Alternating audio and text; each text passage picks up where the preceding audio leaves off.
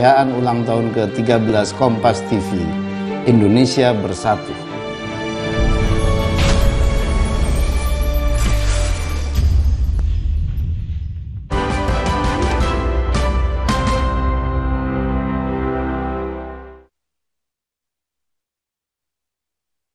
Rencana pembatasan BBM bersubsidi kembali mengemuka usai dilontarkan Menteri Energi dan Sumber Daya Mineral Bahlil Lahadalia. Bahlil menyatakan pembatasan BBM subsidi bakal berlaku 1 Oktober.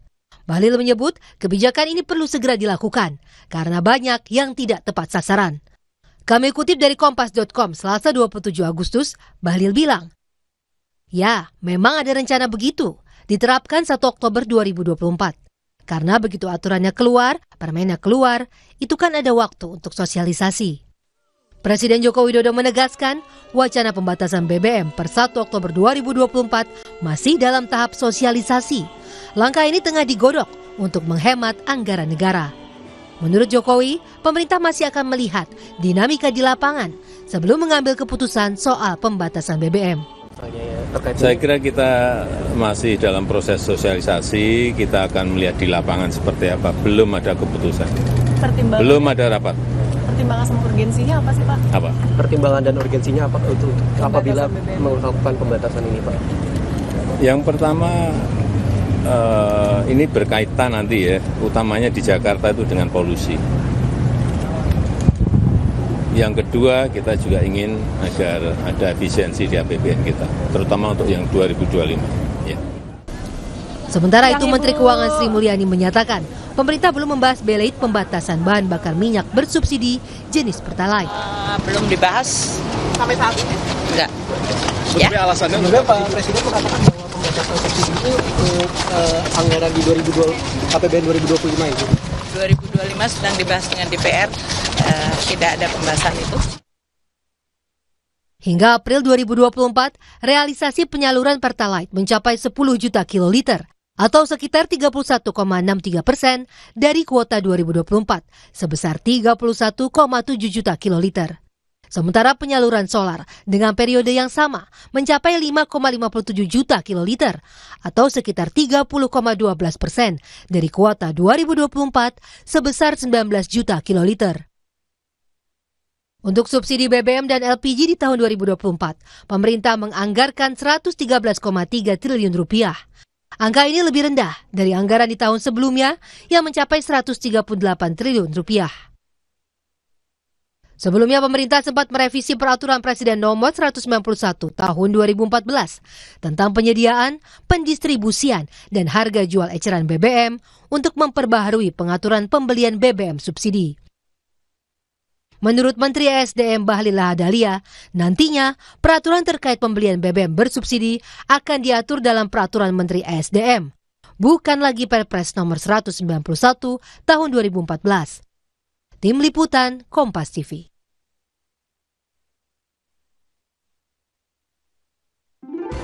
Lalu bagaimana mekanisme yang disiapkan pemerintah untuk pembatasan BBM bersubsidi? Kita bahas malam hari ini bersama Ridwan Hisyam, anggota Komisi 7 DPR, dan juga Fahmi Radi, pengamat ekonomi energi Universitas Gadjah Mada. Selamat malam Pak Fahmi. Pak Hisyam, selamat malam.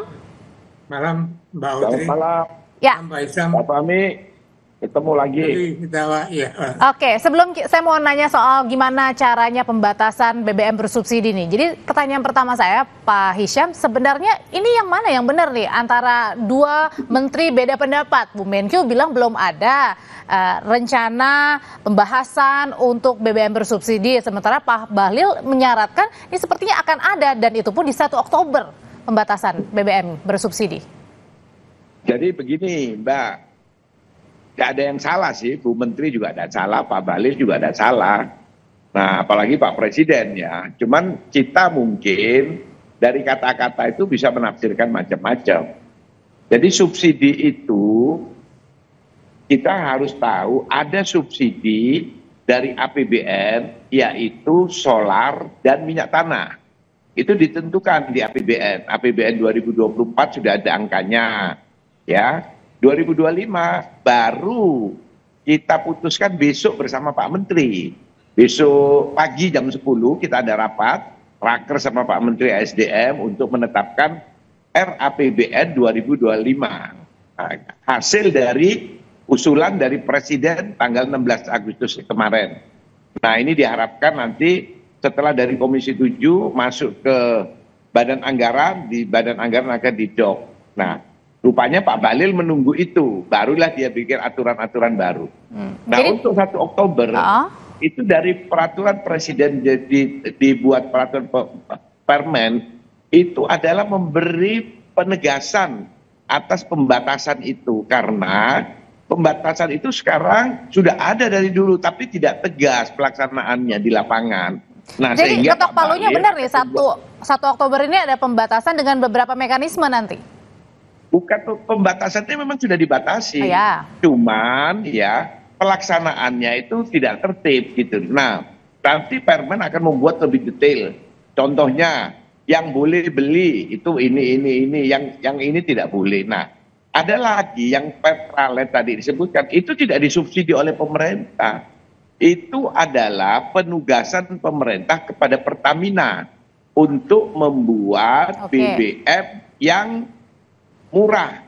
Makanya dia bikin konsep Pertalite, ada B30, dan ada harusnya B40, ini juga tepat sasaran maksudnya gitu ya. Itu adalah penugasan kepada Pertamina, tidak disubsidi. Itu rekayasa Pertamina di dalam rangka untuk membuat harga murah, BBM yang murah.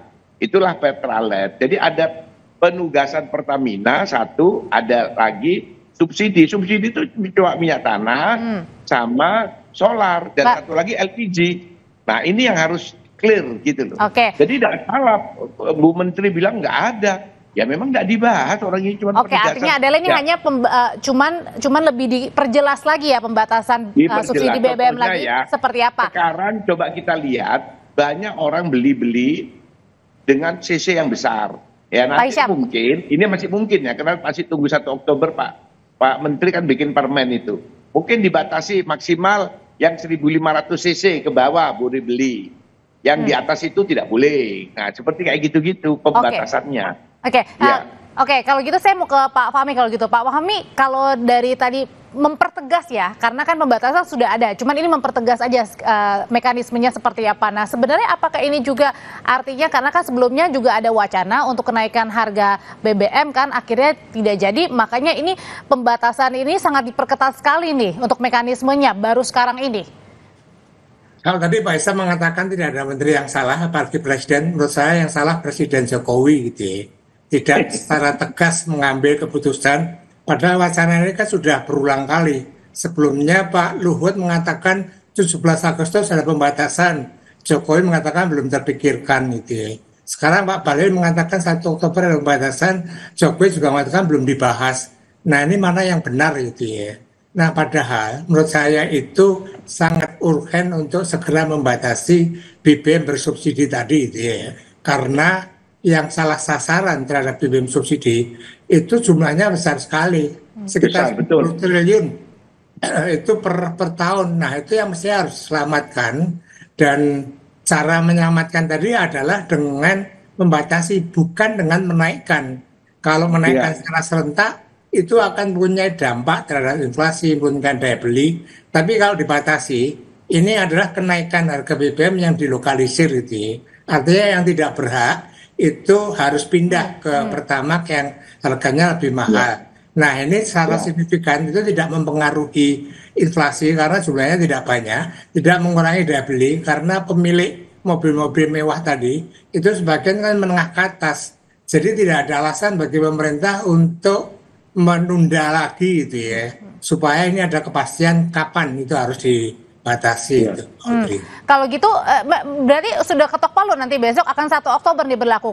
Mekanismenya kayak gimana? Jadi mungkinnya ya Mbak Devi ya, 1 Oktober itu ini kemungkinan ya, itu proses administrasi di Kementerian ESDM, karena itu kan untuk membuat permen kan harus ada koordinasi sama Kementerian Hukum dan HAM dan lain-lain.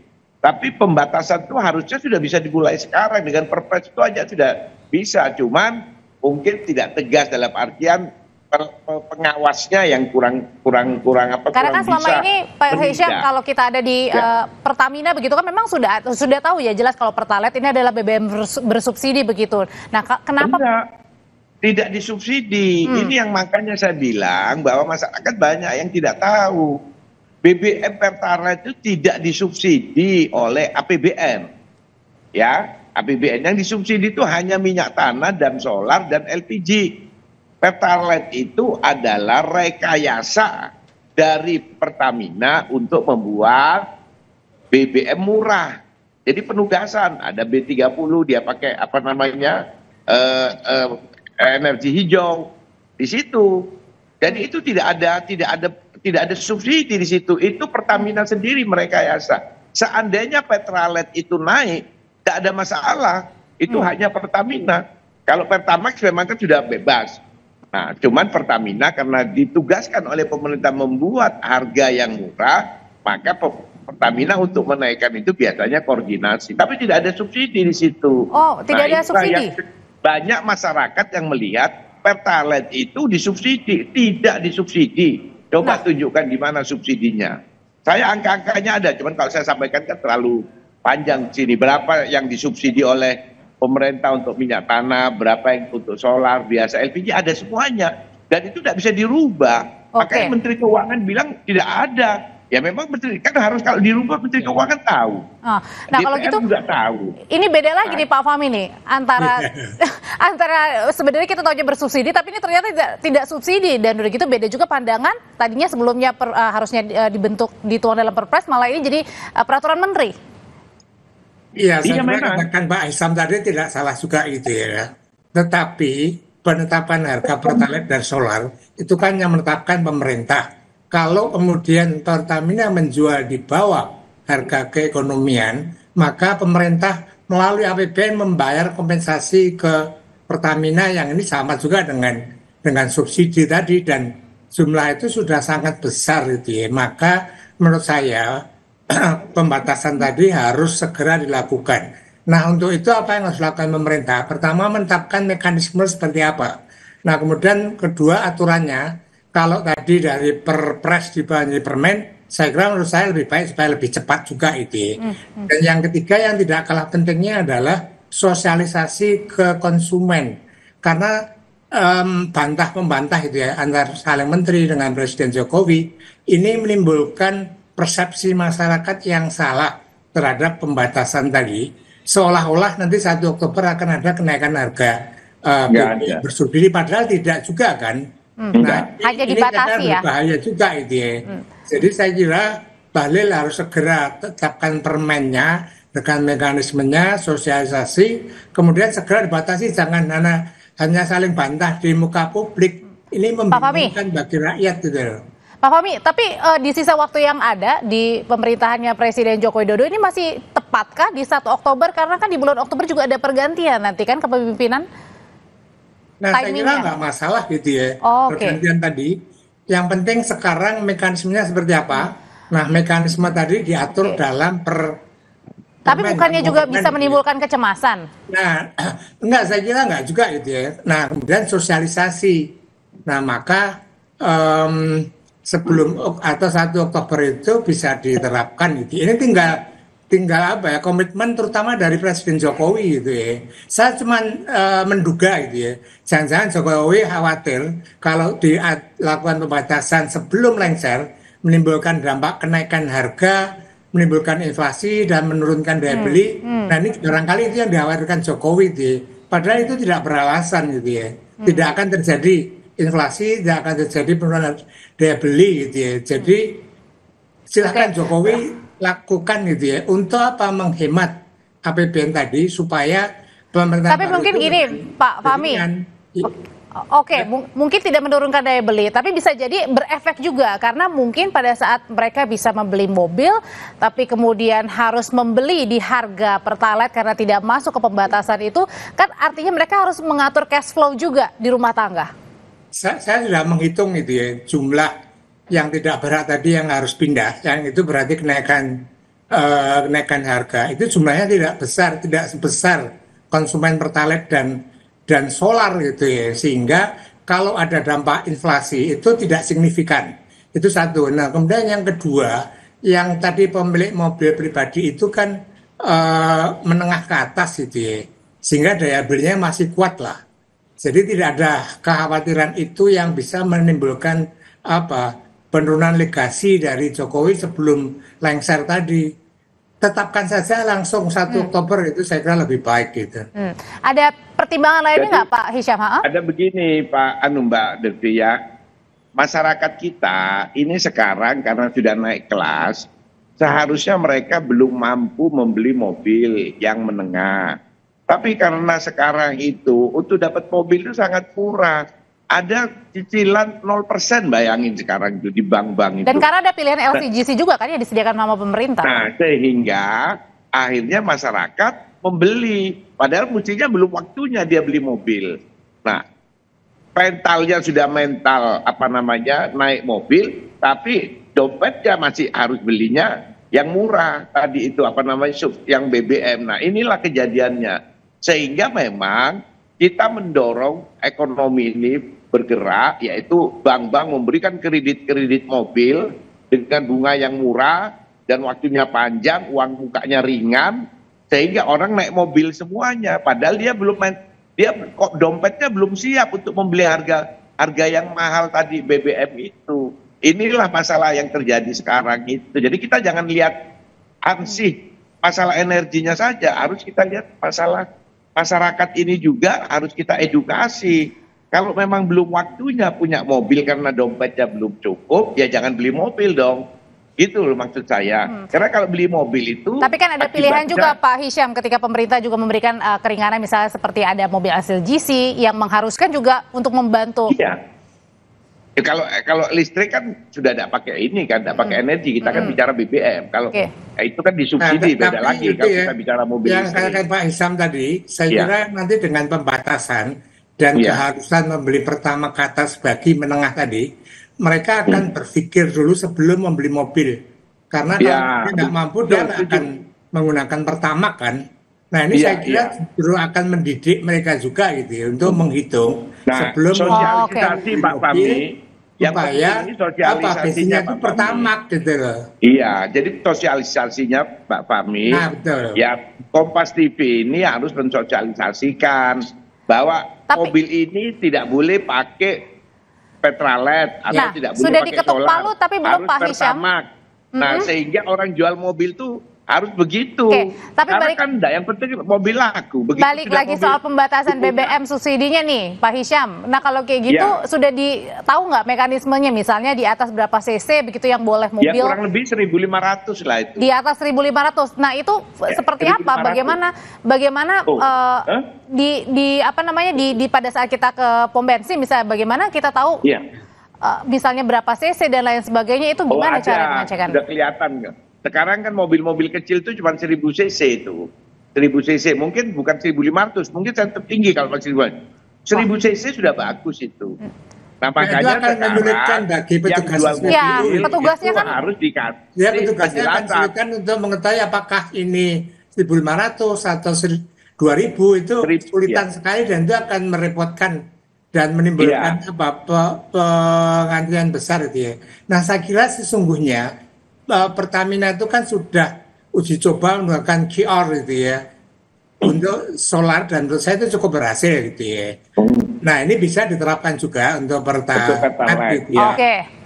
Nah, hanya kelemahannya karena dalam QR itu kan harus mendaftar apakah melalui aplikasi atau harus di SPBU. Dan kan waktunya juga ya cukup apa enggak nih ya untuk meraup sebanyak mungkin.